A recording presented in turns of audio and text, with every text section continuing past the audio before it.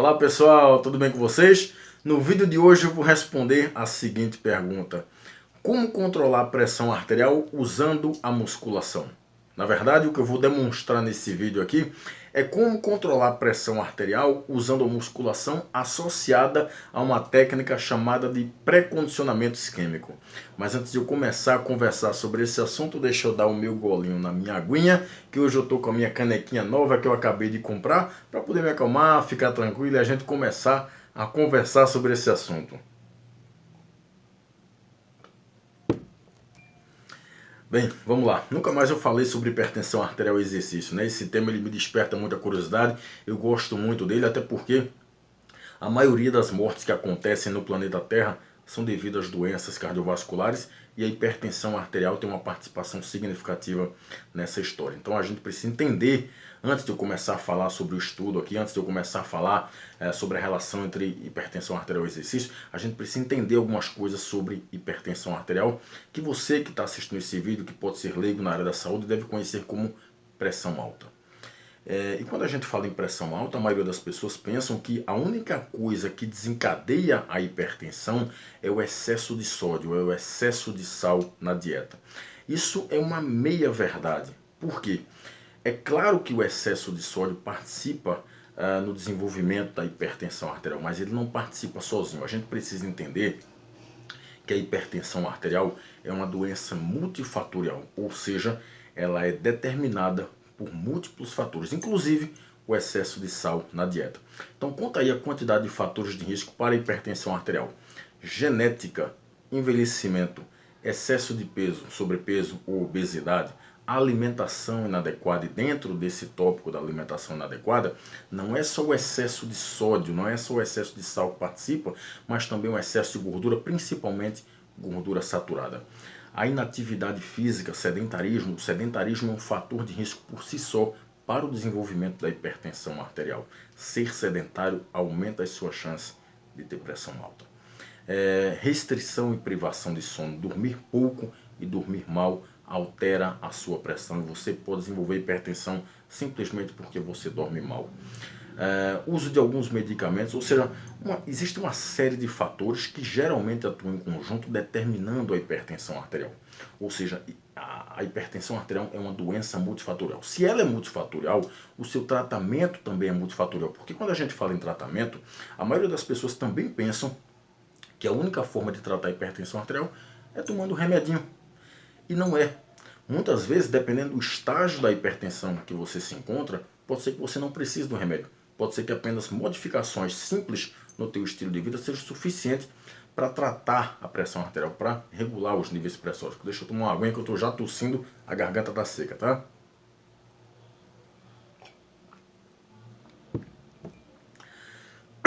Vamos lá. Então pode ser que pequenas modificações no teu estilo de vida regulem os níveis pressóricos. Por exemplo, se você está no estágio 1 da hipertensão arterial, basta comer uma dieta saudável, né, se alimentar de forma saudável, fazer atividade física, exercício aeróbico, musculação, regular o sono, dormir melhor e controlar o estresse. Agora, se você já está no estágio 2 ou 3, aí você vai precisar de uma intervenção farmacológica. O remedinho agora vai ter que entrar juntamente com modificações no estilo de vida. Então não basta apenas tomar o remédio. Você vai tomar o remédio e vai dormir melhor, você vai controlar o estresse, você vai controlar a dieta, comer de forma saudável e você vai fazer atividade física. Falando em atividade física, quando nós pensamos em exercício e hipertensão arterial, nós precisamos entender que o exercício físico ele atua em dois contextos. Ele atua no contexto da prevenção e no contexto do tratamento. No contexto da prevenção, eu não tenho hipertensão arterial e eu vou fazer exercício para prevenir o aparecimento da hipertensão. No contexto do tratamento, eu já tenho a doença, eu já tenho a hipertensão arterial e vou fazer exercício para ajudar no meu controle pressor, para ajudar a tratar a hipertensão arterial. E nesse exercício físico, a musculação pode participar dessa história. Porque durante muito tempo, durante muitas décadas, se falou que apenas o exercício aeróbio era eficiente para tratar a hipertensão arterial e o exercício aeróbio é eficiente para fazer isso. No entanto, de umas décadas para cá, de alguns anos para cá, vários estudos têm verificado que a musculação ela tem um papel importante tanto na prevenção como no tratamento da hipertensão arterial. E quando eu falo em musculação, não estou me referindo apenas à musculação leve ou moderada, eu também estou me referindo à musculação realizada de forma intensa, principalmente usando cargas altas. Vários estudos já demonstraram que a musculação executada com cargas altas também controla a pressão arterial através de um mecanismo, através de um fenômeno denominado hipotensão pós-exercício, que eu vou falar mais lá na frente. E aí vamos mostrar o estudo que eu trouxe para vocês hoje. Esse estudo foi muito interessante, ele foi publicado por pesquisadores brasileiros e portugueses, foi publicado no ano de 2020, portanto no ano retrasado. E esses pesquisadores pegaram 16 homens normotensos, ou seja, indivíduos que não tinham hipertensão arterial, tá? E aí eu falo sobre isso também lá no finalzinho do vídeo. Os pesquisadores pegaram esses 16 homens normotensos e submeteram eles a 3 situações. Numa das situações, eles faziam musculação com a carga de 80% de 1 RM, que é uma carga alta. Numa outra situação, eles faziam um protocolo de pré-condicionamento isquêmico e logo depois iam fazer musculação também com a carga de 80% de 1 RM. Deixa eu demorar um pouquinho nessa segunda situação, porque eu vou precisar explicar para você o que é o pré-condicionamento isquêmico. Sabe aquele manguito que a gente usa para medir a pressão arterial, que coloca no braço? Então, os pesquisadores pegaram aquele manguito e inflaram com a pressão de 220 milímetros de mercúrio e deixaram ali aquela pressão prendendo o fluxo sanguíneo durante 5 minutos. Depois de 5 minutos, soltou. Fica 5 minutos com a pressão zero. Depois de 5 minutos, infla de novo em 220. 5 minutos depois, tira a pressão zero e assim vai. Eles fizeram 4 vezes isso. No total, deu 40 minutos de pré-condicionamento isquêmico. E aí, quando eles terminavam esse protocolo, eles iam imediatamente fazer musculação também com carga de 80% de RM, que é uma carga alta. E tem a terceira situação. Na terceira situação, eles fizeram um protocolo fake. Como é que é esse protocolo fake? É a mesma coisa do pré-condicionamento isquêmico, só que ao invés de eles colocarem uma pressão de 220 milímetros de mercúrio, eles colocaram uma pressão de apenas 20 milímetros de mercúrio, que não é nada, praticamente nada. É só para fazer o H ali, só para fazer o velho migué, né? Uma pressão que não influencia em nada ali.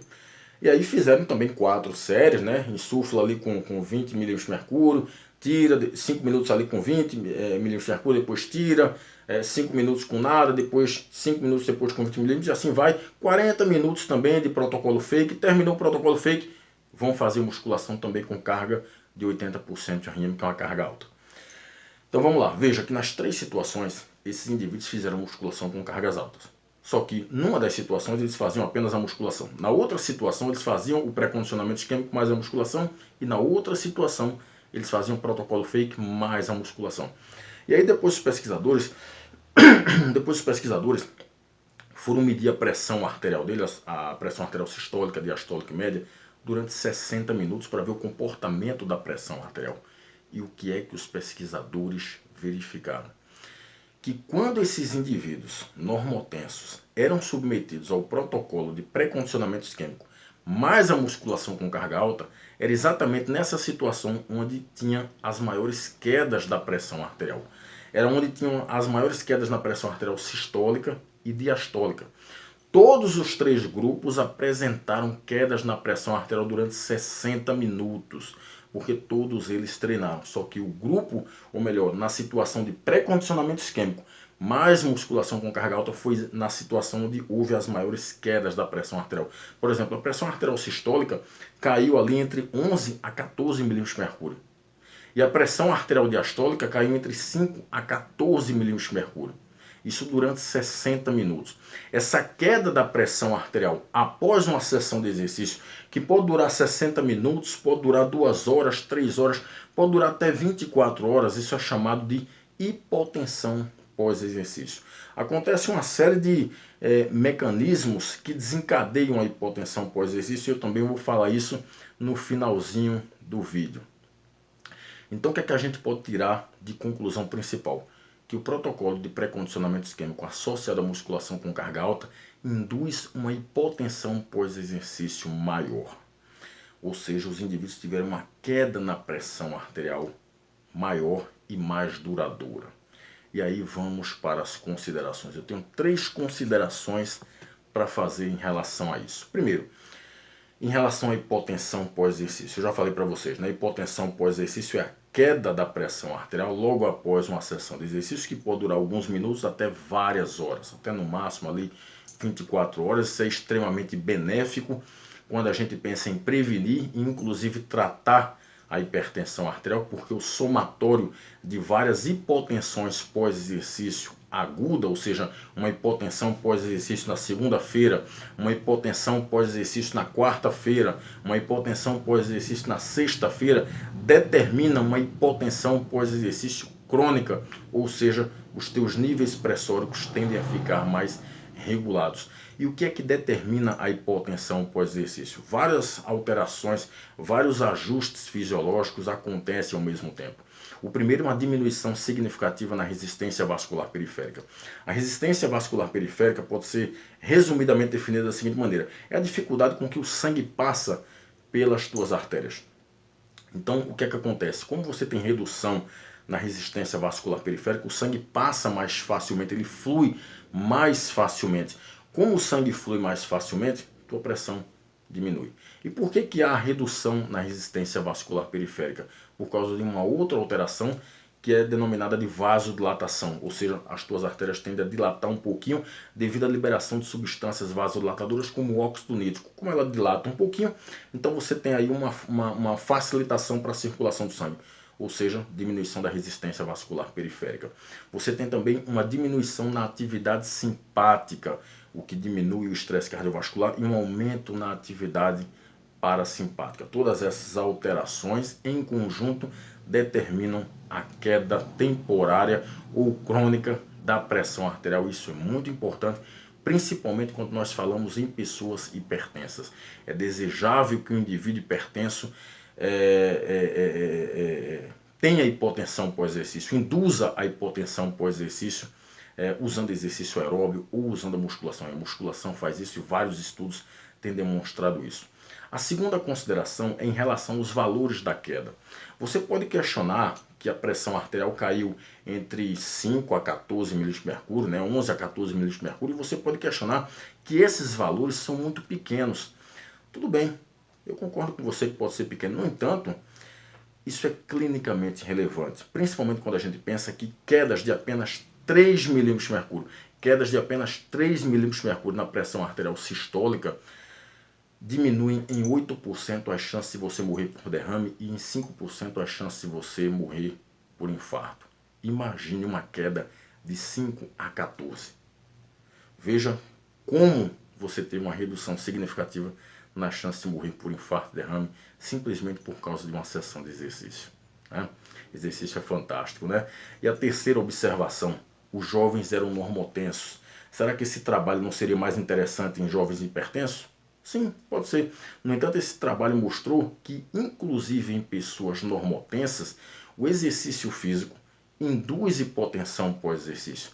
O exercício físico aqui no caso é a musculação. A musculação induz hipotensão pós-exercício. As três situações lá induziram hipotensão pós-exercício.